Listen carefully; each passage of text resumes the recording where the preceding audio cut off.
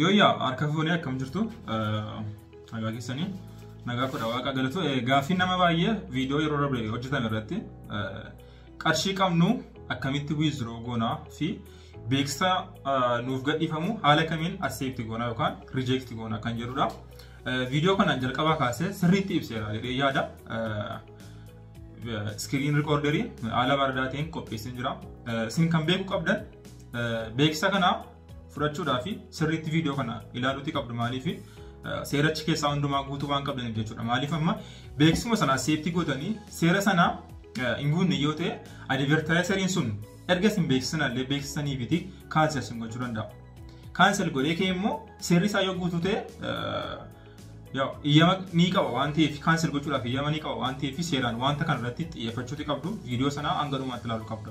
Kanaaf iyyuu viidiyoo kana osoo irra daddabarsin hanga dhumaatti ilaalaa amma kallattiidhaan gara viidiyootti dabarra.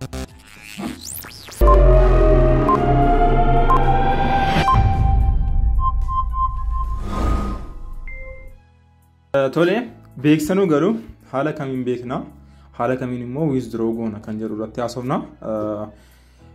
Amma beeksisa anaaf naa galee fakkeenya fudheen isin agarsiisa. Isinis immoo yeroo baay'ee ijoolleen muraasa keessan naaf argitaniitu beeksisa illee isiniif galee isin jalaa cancel ta'eera jechuudha. So haala ittiin seeraan sirreessuu qabdan isinitti agarsiisa. Asirratti telegaa yoon jedhu kunoo amma daqiiqaa 30 dura beeksisni naa galeera. Sa'aatii 6 walakkaa irratti amma 7dha. So jalqaba irratti mee view godha. View kan jettu kanan godha. Ergan view godhee booddee haala kanaan naaf fideera beeksisa baasanaa kunodha. Ammaaf pending jala jira maaliif accept gochuus reject gochuus kan danda'u amma mirgi kan koora jechuudha. Sa'aatiin kun sa'aatiin itti accept gochuu qabudha. Counting down irra jira jechuudha. Tole mee akkasitti beeksisuun maal akka ta'e ilaallu. Beeksisuun maal akka ta'e utuu accept godhin dura maal akka ta'e ilaallu. Beeksisuun maal akka ta'e ilaaluudhaaf yoo barbaanne send post via bot kan jedhu kana postiin kuni gara bootii naaf galuu jettu jechuudha. Akkas gaafan godhu beeksisi kun kallattiidhaan gara bootii galeera jechuudha. Kunoodha. Amma gaasitti kan ilaaluutii qabdan beeksisi kun iddoo kam akka ta'e beeksisi kun maal akka ta'e seeraan adda baasuu qabdu jechuudha. So beeksisa kana ilaaluudhaaf amma kuni beeksisichi kallattii naa dhufee waan jiruufi liinkii isaa kana baneen ilaala jechuudha. Asirratti waan isin gorsu Telegram officialii keessaniin bantanii ilaalina. Maaliif haakerootaa fi waan tokko kan fayyadaman ni jiru. Kanaaf iyyuu maal gootu beeksisa kana Telegram officialii keessan ilaaluu dhiisaati. Mee Telegramii kiyya kan biraa irratti ergee ilaalu. Maaliif maybe scaamiidhaa fi warri fayyadaman yoo ta'e akkaawuntii keessa irratti dhiibbaa qabaachuu waan danda'uuf jechuudha. Amma kallattii maal kunoo Telegramii koos kanarra naa galeera banee ilaala jechuudha kunoo asirratti. Maaliif Telegramii koo officialiidhaan banuu waan hin qabneef jechuudha. Liinkiin jalqabaa kanadha meena ilaala. Liinkichi maal akka ta'e ilaaltu jechuudha. Gaafa ilaaltan kunoo bootii mastaartii gochuudha rakkoon qabu. Siistematti namoonni hatamaa miti jechuudha. Yeroo baay'ee maaliif isin jedhee chaanaloota Itoophiyaa keessa jiran gurguddaa ta'anii wanta namoonni qaban nama saamsisaniiru. Namoota baay'eetu jechuudha. Kallattii man forwardii godhanii deemee beeksisuun gaafa banamu namni baay'een saamameera. Waan akkasii waan jiruufi chaanaloota gurguddaa biyya keessaa sirriitti kanan beeku waan mudateef kana seeraan of eeggachuu qabdu. Liinkii sana hundisaa banaa ilaala. Kunoo kun Telegiraamii abbaa sanaadha. Rakkoon qabu jechuudha. Kunoo haala kanaan ilaalee fixeera. Beeksisi kun rakkoon qabu kanaaf iyyuu fudhachuun barbaada. Amma check godhee fixeera fudhachuun barbaada jechuudha. Telegaa keessaati kunoo beeksisa koo sana oldeeffadhee maalan godhadha amma take on working godhadha jechuudha. Maaliif fudheera beeksisa sana take on working godhadha. Beeksisa sana ofitti fudheera jechuudha amma. Sa'aatii kanatti maal ta'e button to submit add post jedhee haala kanaan send verification naaf jedhee jira miti. Akkana jechuun send verification gaafa jedhu maal la gaafata send verification gaafa jedhu liinkii post sanaa fedinaan jedha. Liinkii post sanaa kunoo asitti akkuma argartan post link chaanaalii irratti poosticha kan maxxansitan sanaa liinkii isaa fidanii asirratti peesti gootu jechuudha. Amma guyyaa tokkoon qaba.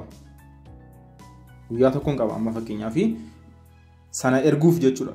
Beeksisa kana liinkii isaa erguudhaaf guyyaa tokko guutuu naaf kennee jira waan ta'eef maalan godha.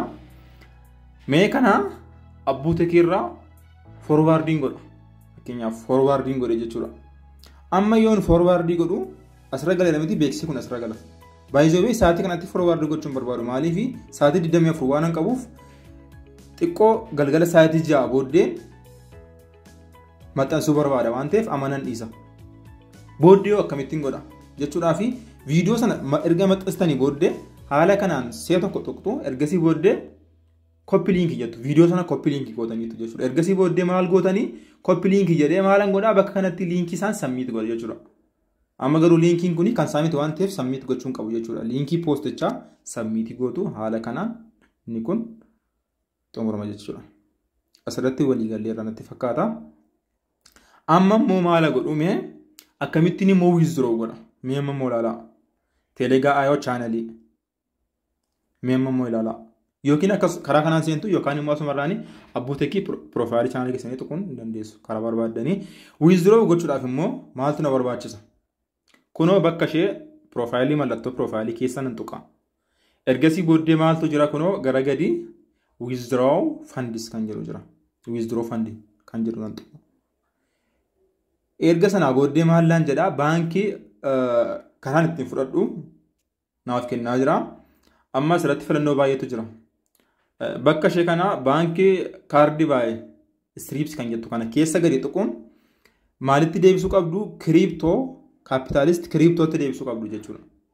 Select cryptootti deebisee asirratti yoo waaletoota kanaa warreen biraa baankii transferii kan Indiyaa fi warreeta kana namni qabu kallattiin gochuu dandeessu garuu immoo karaa salphaan cryptoodha. So amma eddan crypto filadhee booddee USDT adreesii TRC20 copying godha deemee jechuudha. TRC20 Binance keessan jalaatti akkamitti copy gootu? Kunooti. Na ilaala. TRC20 deposit ergan godhee booddee mee ilaala. Asitti maalan filadhaa USDT filadheera. Amma TRC barbaadara waan ta'eef kunooti. TRC20 jalqabarra kan jirudha. Yeroo baay'ee TRC20 miimoo maal hin qabu. Maaliif miimoo maal kan qabu warra tooniidha. Blockchainidha jechuudha. So amma TRC20 kan adreesii USDT kunoo copying godhadha jechuudha. Ergas booddee maalan godhaa kunoo bakka kana keessaati asittiin gasha. Ergasii booddee ammauntiin baasuu barbaadu. Ammauntii 30 yoo ta'e 30 jedha. Ergasii booddee withdraw jedha. Guyyaa lama tura saayitii 24 hanga 48 gidduudha. Guyyaa tokko hanga guyyaa lama saayitii 36 saayitii 30 waan akkasii. Guyyaa tokko garuu ergixeenyaa ilaaleera ni tura. Garuu guyyaa lama ga'u sana gidduutti gala. Gara Binance keessanii kallattiin isiniif gala jechuudha. Rakkoon tokko hin jiru. Yaa'u step baay'ee salphaadha. Erga akkas gootanii booddee maal gootu? Meesejiin imeelii keessan irratti ni gala. Imeelii keessan irratti seentanii konfirmii gootu. Haala kanaan xumurtu. Kana caalaa wanti isin rakkisa jedhee yaadu hin jiru. So wanta kana hundumaa seeraan godha. Inni kan biraan seerri isin beekuu qabdan beeksisa tokko nama tokkoof beeksistanii beeksisni kan biraan irratti akka hin maxxanfamneef sa'aatii tokko eeguu qabdu. Yeroo baay'ee kananii galgala beeksisa beeksisuu barbaaduuf maal isinitti fakkaate? Erga nagaan bulaa jedhee booddee beeksisa kan biraan hin maxxansu. Xumuramee mitiire?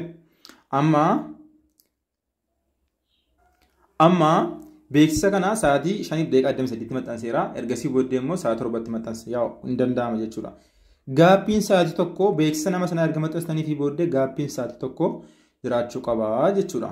Amma kunoo sa'aatii 24 qaba. Waan deeyin qaba waan ta'eef sa'aatiin barbaadetti halkan keessaati poost godhee liinkii isaa asirra nan gashaaf ergasii booddee isaan ilaalanii qarshii kiyyaa naaf gadhiisu jechuudha. So steepii baay'ee salphaadha. Sirriitti hanga dhumaatti yoo ilaaltan viidiyoo kana jalqabaa kaasanii ilaaltanitti yoo ta'e salphaadha. Gaaffiin kanarraa adda yoo jiraate koomentii irra gaafadhaa isiniif nan deebisa. Hayyee.